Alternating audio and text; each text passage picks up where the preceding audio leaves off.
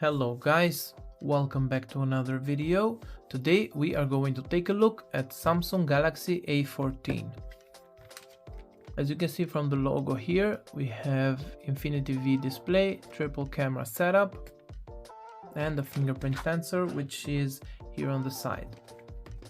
Now here, as you can see, I have the 4GB version with 128GB of storage. And as you can see from the model name, I have SM A14 DS stands for Duos, meaning that this phone supports dual SIM slots.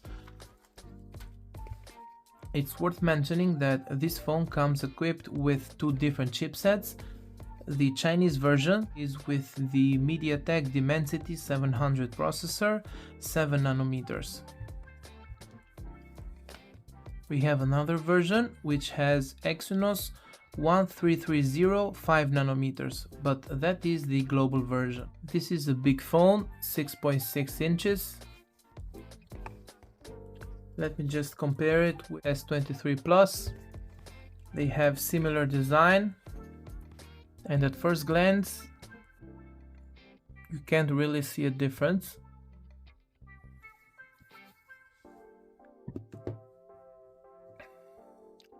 And actually the A14 is bigger than the S23 Plus. We have a headphone jack on the A14, but when you see the cameras closely,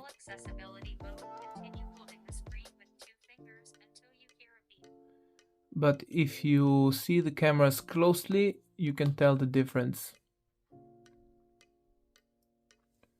And also when you feel the phone in hand, this phone has a premium build and it's way better than the A14. This is a plastic phone. The A14 is slightly heavier, despite the fact that it has a plastic build, and the S23 Plus has a more premium build with the glass back and the aluminum frame. Now let's take a look at the A14. As you can see from the box thickness, we will be equipped only with the USB charging cable.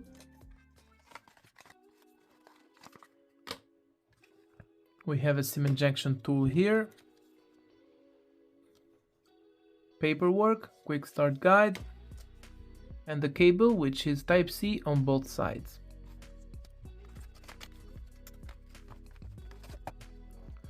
Here we have the triple camera setup, we have the LED flashlight, we have volume buttons here on the right side of the phone, we have the power button which also serves as a fingerprint sensor. Here on the bottom we have the speaker, charging port, Type-C charging port, microphone, and the headphone jack. And here on the left side we have the SIM tray, which is equipped with two SIM slots and one SD card for expandable storage. Now, first impressions are not that good because the phone has some thick bezels here on the top, on the sides, on the bottom is thicker than the sides. I'm not feeling this at all. Let me skip through the menu real quick.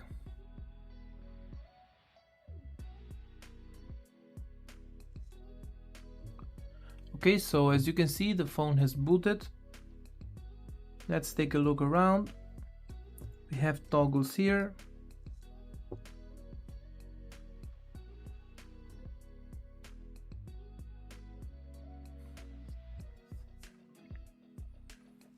Let's go to settings, display. This is the maximum brightness of the phone. Navigation bar, let's switch to swipe gestures.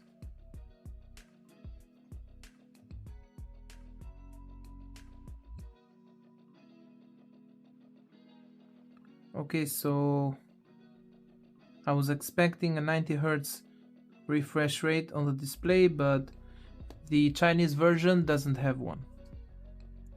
Maybe it's available only on the global version. Let's go to device care. Let's turn on device protection. Check the memory. We have 4 GB of RAM and 4 GB of RAM plus. We have 128 GB of storage, and system here occupies 25 GB. The phone started its life at Android 13 and we have One UI 5.1. Let's open the camera app. Let's check the ratio here, 3:4, 50 megapixels, and the maximum video resolution is Full HD with 30 frames per second. Let's go to more. And here on more, we have Pro Mode, Panorama, Food and Macro. Nothing special actually, and I paid around $200 about this phone, and to be completely honest, I'm not feeling it at all. This phone does not justify $200. This phone should be around $130 or $140 maximum.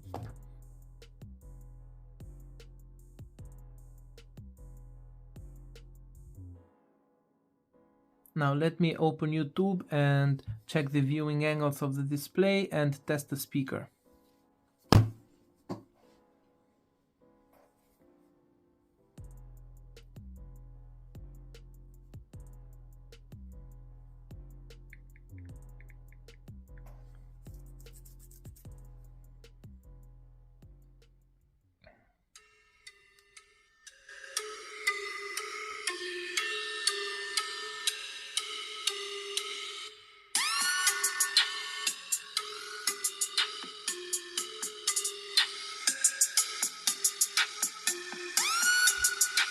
Okay, we only have one bottom firing speaker, which is not that loud, and we don't have any type of bass. We don't have any type of bass. Sound is slightly distorted and I don't like it at all.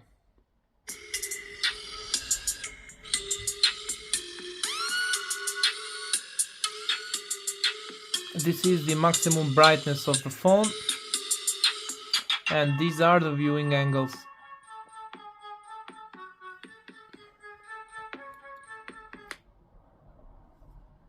Okay, what happened?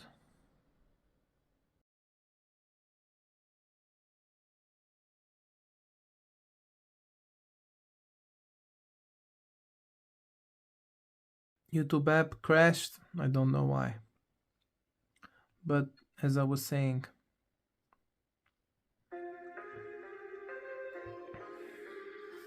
the viewing angles are not that good.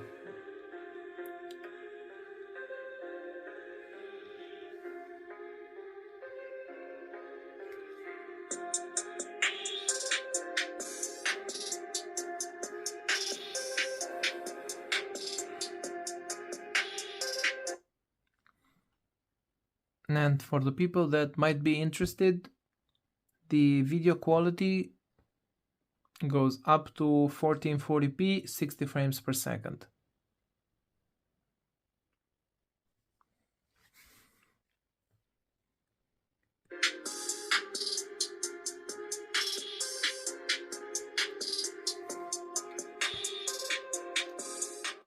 This was a short video, guys. I went out and bought this phone to make comparison videos. This is the A13, this is the A04s, this is the A23.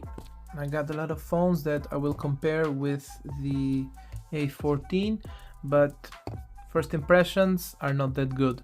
If you are looking to buy this phone, I would not recommend you buy it right now. Expect for the price to drop a little bit, and if the price goes at around $150, it might be a recommendation. But please keep in mind that despite the look that this phone has, this is not a good phone. This is a budget phone that it's basically recommended for people that want to watch YouTube videos, to scroll through social networks and easy tasks and maybe a small game. I would not recommend this to anyone as a primary phone.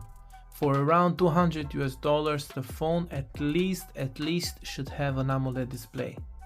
I don't like this phone at all, and for the price that I paid, I feel like I got scammed. Thank you so much for watching. I will see you on the next one.